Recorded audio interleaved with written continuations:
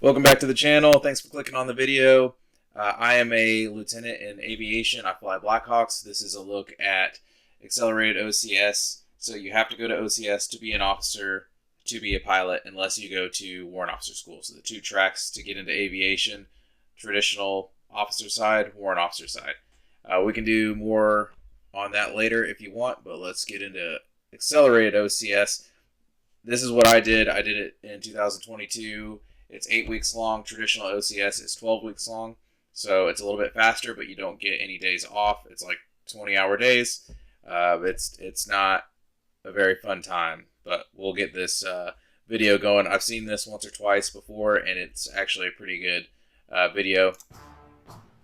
So let's give it a watch.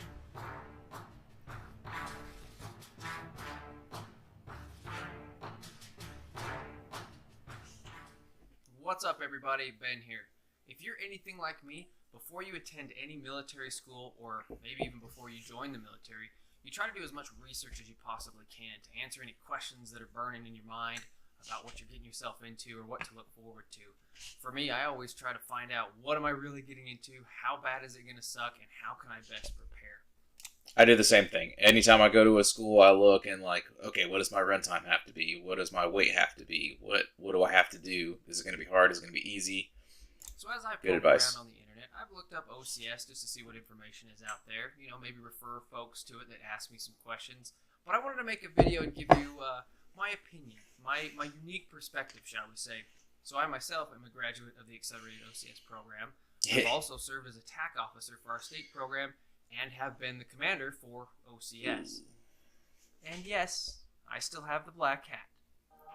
So he was an OCS commander, so he ran the program, which is pretty cool. I just went to the course. I've never been in command there. I've never been in charge there. I've never had anything to do with anything there besides graduating the course. So this dude has some pretty good words.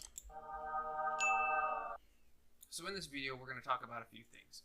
We're going to do an overview of the Accelerated Officer Candidate School. We're going to break down the phases, 1, 2, and 3. We'll talk about some of the requirements of the course, some of the tests and events you'll go through in the training. So I'll share some advice from a senior TAC officer's perspective of what I've seen really good candidates do during the training, and some things I wish I would have known before I went through the program. And if you stick around to the end, I'll share a unique little tidbit I think you'll find quite interesting. So before we get too far, if you wouldn't mind going down and pushing that like button and the subscribe button, that would be awesome. I'd really... All right, so we'll get this out of the way now. So this guy's channel is Ben's BENSZ28, and he does military videos and stuff. So go check him out if you want to see more of this kind of structure. These are pretty good videos, and he does a pretty good job at it. He's a major, so he's been in command. He's got some Army officer experience. Appreciate it. So he's pretty knowledgeable. Officer Candidate School, or AOCS. My quick summary of OCS is a lot like basic training, but except for the drill sergeants leading you around everywhere and guiding you to your next objective or your next event, the participants, the candidates, are put in charge. There's a lot more focus on student leadership, and when student leadership fails, everybody pays the price. I know I'm going to be pausing it a lot because I actually want to give my 2 cents on it instead of just ripping his video off pretty much. But he's right. So OCS is like boot camp except for it's student-led. So everybody there attending the course runs the program, and officers like him, the TAC officers, they just oversee the student body running the program. They'll give you little tasks and stuff to do, but you have to execute as the student there. So that is actually kind of cool when you think about it. When you're there doing it, it is not so cool. But in general, it's a cool idea, and it gets you used to just running the show, more or less. AOCS runs 8 weeks straight, 7 days a week, no time for breaks, straight through. It runs twice a year, both a winter and a summer session, at Fort Meade, South Dakota, or Fort McClellan, Alabama. I went to Alabama, and side note, I feel like there's they tell you at Advanced OCS or Accelerated OCS that, you're an Advanced OCS graduate, you're going to be so much better of an officer because you had to stress out so much more than the other officers. To me, that doesn't make a difference whatsoever. Your character and like who you are as a person and how much responsibility you're willing to take, because there is a gray area where you can like kind of pass off the blame or accept the blame. Like if you look out for your guys and you do as good as you can, that doesn't matter what your commissioning source is, if that makes sense. So it doesn't matter if you want to go to OCS, traditional OCS, or accelerated OCS. Either way, you're going to be an officer and you're going to be who you are as a person. So that's just Has been said, what I think about it, at least. OCS, specifically AOCS, is the hardest way to get your commission in the U.S. Army. It is, though. When I went through the program back in the day, they told us day one their attrition rate was 70%. And I wrote them off and I was like, oh, these knuckleheads don't know what they're talking about. They probably mean 70% pass. No, they meant 70% was the attrition rate. We had 72% of our class fail. So, it just in my head, right?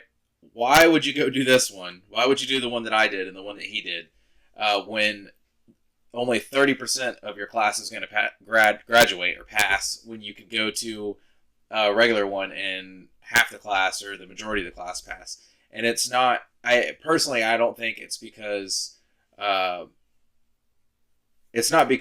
other course is producing like a worse product. It's just because this accelerated OCS is so condensed. You're not sleeping at all. Like you're working 20-hour days, 22-hour days. The day before I took command for my student leader day, I didn't sleep at all. So I stayed up for 48 hours straight. And the night before I worked all day, took command that evening before dinner. I wrote my op words and did all my planning and all my processes for the next day. I stayed up all the next day until I passed off the command at the next night's dinner.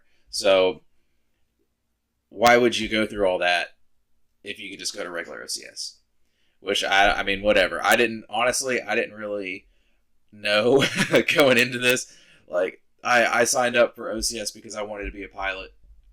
And this was just the option that they gave me. They were like, oh, well, you can go to Accelerated OCS and it's faster. And I was like, cool. That sounds good. I could be a pilot faster, whatever.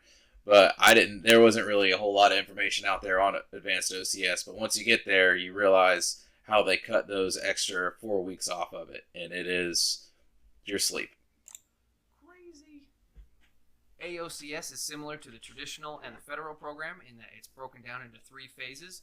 Phase 1 of OCS is the Welcome to OCS phase. You get to meet your cadre, you get to learn all about the procedures, you get to do a bunch of classes, you get to go on a ruck, and you'll get to do some land nav.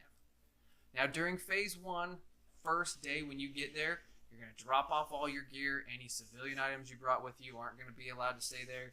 You're going to need to go through everything on your checklist, make sure that you have everything.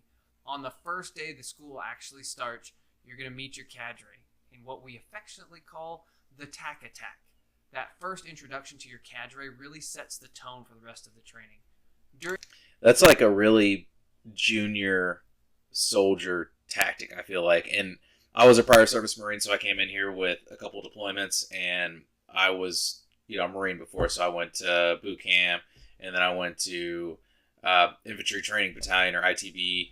Then I went to 3rd Battalion, 8th Marines. I did a deployment. I went to Advanced Squad Leader School, or Advanced Squad Leader course on Camp Geiger. Then I went to do Special Purpose MAGTAF, Embassy QRF in Libya, and then I came back after that, and then I got out, went to school, and then I came here. So I had some military experience before coming to this, and that like little shark attack, like, oh, we're gonna yell at you, it was kind of like meh to me. But I guess if you've never been yelled at before, which doesn't really make sense because everybody coming to this course has at least been to boot camp. So I don't know. I thought it was kind of cheesy, personally. During that initial Meet Your Cadre event, you're going to get smoked. You're going to do a lot of PT, and there's going to be stress injected. We're purposely trying to stress you out during that event, and chaos ensues. Quick tip, memorize the OC guide before you go. But the cadre, they'll ask you questions that are part of the required knowledge. And as they go through, if you don't know the answer, or you stutter, or you delay your answer, you're going to get you and the rest of your platoon smoked. After the initial tac attack, the cadre don't go away. They're on your hip all the time. They will give you time hacks. They'll tell you where to be, what uniform to be. They'll change it up on you midstream. They'll give you pretty impossible deadlines. And the point is to see how you prioritize your tasks and what you were able to get done. Newsflash, you will be given too much to do that you can't do by yourself. And that's just real world Army like officership, right? Like you're a company commander. Whenever you're a lieutenant, we'll give you a bunch of stuff, and sometimes you'll have to tell them like, "Hey, sir, this is impossible. Like, there's no way we can do this," and you always give a alternate route, right? Like, you always tell them, "Hey, we can't do this because of this, but maybe we can do these 3 things instead of these 6 things," and just set priorities. And as officers, we're trying to plan, we're trying to do everything. Even for my platoon, sometimes the platoon sergeant will be like, "Hey, sir, that doesn't make sense," and I'll be like, "You know what? You're right. Let's do it how you want to do it," or whatever. It's all communication, checks and balances and stuff. So that lesson is a lesson that you'll have to use for the rest of your career. And there's a really good book. I don't remember what it's called, but if you Google the Rule of 3, it'll probably come up.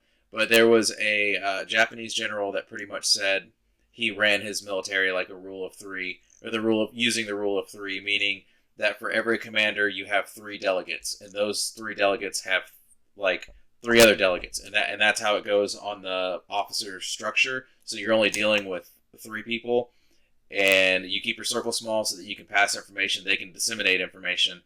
I'm probably rambling, honestly. If you were in leadership, you have to delegate. You can't do everything. There's too much to do. You have to inform everybody and delegate. Also, during phase 1, you will be in the classroom a lot.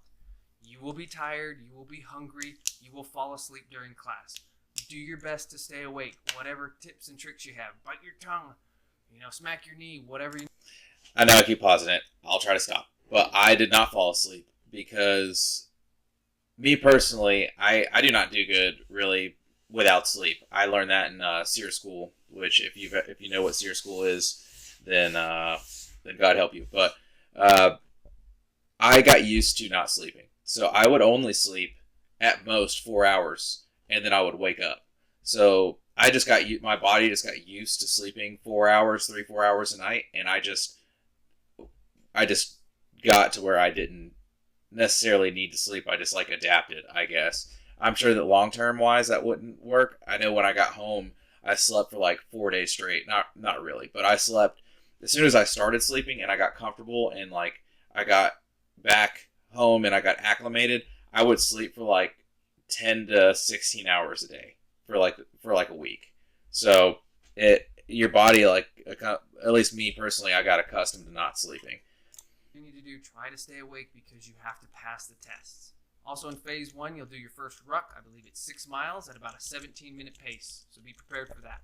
And in phase 1, you'll get to do some land nav. And depending on where you go, land nav is easier or harder, but you have to get a go. Land nav is probably the #1 reason candidates get sent home. You have to get 5 out of 7 points within the 4-hour window, and if you don't, you get 1 retry, and then you go home. Do land nav before you come. Yeah, so do land nav. And I was prior service Marine, so I knew how to land nav. I was a squad leader, so I knew how to land nav. I had done training courses to teach other people how to land nav, so personally I was right at home. I felt at home doing that. But even for me, I had to try, if that makes sense. I couldn't just go, rely on my past experiences and just kind of waltz through it. It was still a challenging course, and that was a huge dropper for a lot of people. I don't remember what our attrition rate was in our class, but it was high. And I know there was a land nav scandal during this course. So we were all in a classroom and we all got together and we were practicing points they were trying to teach us, a little refresher course. It's not honestly enough to learn it if you don't already know it, but it is enough to re-jog your memory to, re-remember how to do it or retrieve your whatever it's called. item retrieval or whatever, the part of your brain that you already learned it, but you need to relearn it. Anyways, there was a bunch of us in this big room, and then we were all practicing our land nav and stuff. And supposedly, what allegedly happened was there was like 15 to 30 people that went in the side room, and they were all sharing points. So they were all like writing down, I guess they found a list of where the points were or something. Like essentially they were cheating. So they wrote down where all the points were. They found the points list or something. And one of them got caught with it out on the course, and then that person outed out like the 30 other people, and they all got removed. Be familiar with land nav. It's not anything tricky. There's no gotchas. They don't hide points. It's straightforward land nav. But I'll tell you, walking through the woods and the swampiness down in Alabama, it sucks. But if I can do it, you can do it. That goes for every military course. If somebody has passed it before, you can pass it. It's just how dedicated are you to achieving your goal. For me, it wasn't ever about being an Army officer. It was about being a pilot. I wanted to fly helicopters. So I knew I had to do whatever I had to do to pass this course. I had to drink the Kool-Aid. I had to do the things, jump through the hoops so that I could get in the cockpit. And that was my goal. And that was way more powerful to me than just wanting to be a lieutenant. And I'm not trying to hate on the Army Officer Corps. I'm not trying to say it's a bad job or that I don't appreciate my job. I love the opportunity that I was provided with, and I love the ability to climb in the helicopter and fly the helicopter and command a platoon and take care of the people that I'm in charge of. But my intrinsic goal was to be a pilot, and that's what drove me. So I would suggest finding that for you, whether it's to be an Army officer in general, or if it's you want to do the specific job you want to do, if you want to rank high on the OML or the merit list, meaning like how good you do in this course and how really good you do for the rest of your career. You're compared against all your peers, and you're ranked in order. So you have like a number 1 and then a number 100 or whatever, however many people are there. And you always go in order. It always goes in order. So like number 1 will get to pick their job first. Number 2 will get to pick their job. Number 3 will get to pick their job. So if you just want to get the thing that you want to get, you have to perform, and maybe that'll motivate you. And also in phase 1, many of you will get the opportunity to be in leadership. And typically everybody fails their leadership position during phase 1. You're too new, you don't know what's going on, you're not working as a team. It's really hard to get a pass in phase 1. Although it does happen, if you're squared away, you can pass your leadership eval in phase 1. Phase 2, you get to go to the field. You actually get to get out of the classroom a bit and go put some of those things into practice. You'll get to do an obstacle course and another ruck, the 9-mile ruck. Same pace, 17 minutes plus or minus. On the obstacle course, you have to pass 70% of the obstacles to get a go.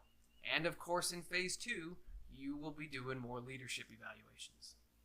Of note, you have to get a go on at least one of your leadership evaluations in phase 2 to proceed to phase 3. So this is where you got to start figuring out the leadership thing. You'll also get to do a 4-mile run. It's a 9-minute mile pace. It's nothing terrible. But actually, a lot of candidates get sent home for failing the run. Again, you'll get one retake, but if you fail it that second time, you're gone. So why would you fail the run if it's a super like active course? I honestly don't know. I think the problem that people have physically with this course is they don't prepare adequately enough. So I ran a bunch before coming here, and I've never been a good runner. I think my fastest 3-mile was like 18:30. Which was honestly kind of average in the Marine Corps for the unit that I was in. It wasn't good by any means.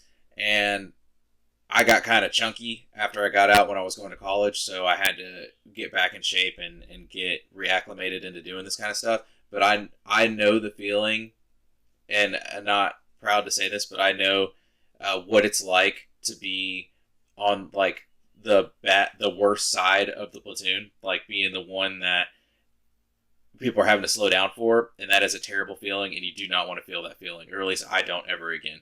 It only happened one time in a hike.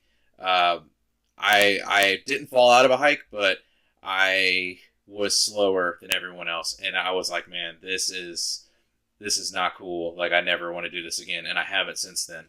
But prepare yourself physically to come to this course, because it will show, and you don't have time to work out. You're not maintaining your fitness, and your fitness will probably degrade over time because you're not sleeping. You're probably not eating a whole lot, or if you do get food, it's really hard to like not grab the hamburger instead of like the vegetables or whatever because you haven't eaten in however long, or you just get those cravings or whatever. You're running so much, like you're staying awake so long that your physical performance will not be as good as it won't be optimal as it won't be as good as it normally is. So just be in shape and make these times, write these times down, and be like ahead of them by a couple minutes, because at the end you'll be worse off than you were when you started. Phase 3 is the final evaluations. You'll do leadership evaluations even more, and you'll do your stick lanes. You'll do squad lanes and platoon lanes, and even get to do one massive company lane. It's pretty awesome. You'll also get to do the 12-mile ruck, same pace, 17 minutes plus or minus, and hopefully graduate. Most classes you'll take at OCS have to. All right, so hopefully graduate. I graduated. We're going to stop it there because this video is going to be crazy long. If you want a part 2, I'll do a part 2 to this. Yeah, thanks for watching the video. If you have any recommendations, put them in the comments. If you want me to talk about anything else, put it in the comments. Let's look at this guy's channel real quick. I try to do this at the end of every video just because I'm doing like reactions to other people's content, so I don't want them to feel like I'm stealing or taking from them. I'm trying to put my 2 cents on it, and if you give me your feedback if you made it this far, if you think this was helpful or not. BENSZ28, and he does a lot of military videos. Personally, I have a not jaded, but I have like an askewed reality when it comes to military stuff because I've been doing it for 8 years now, 10 years, 9 years, somewhere in there. And I've been in 2 different branches, so I just kind of assume that most people know this stuff already, and from the views on these videos, I guess they don't. So, and I guess thinking back on it, when I was a young guy, when I was like 16, 17, I didn't know any of this, so it should be helpful, but it's just I don't know what you don't know, if that makes sense. So like it's hard to remember what it's like to be like completely brand new to this, if that makes sense. So let me know what you think. Let me know in the comments what was good, what was bad. Did I ramble too much? I'm trying to make better videos, or progressively better. There's a saying in aviation, or and really in flight school, but really at the unit too, but be a little less bad every day, and that's like the PC version of it, but be a little better every day. That's the right way to say it. Be a little better every day. So that's what I'm just trying to do with these videos, is like I'll do a video and then I'll try to do it a little bit better, and then I'll try to do it a little bit better. And now I'm starting to get comfortable like talking on camera and just doing this stuff. I've been making videos off and on for a while now, but it's hard because I want my personality to come out, and I want to be myself in these, but also I'm an Army officer, so I don't want people to correlate what my job is versus who I am, because those are 2 completely different things. And I don't know, that's why I don't do like videos in uniform. I'm wearing a hoodie, I'm in a camper, like I'm not relating myself whatsoever to the military at all, but I'm just trying to make like a quality product, I guess, to push out for people that want to learn, or that need to learn. Maybe you want to go to this course.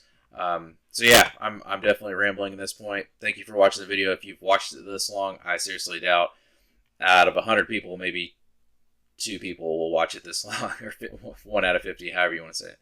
But all right, man, thanks for tuning in. I'll see you guys in the next one. Peace.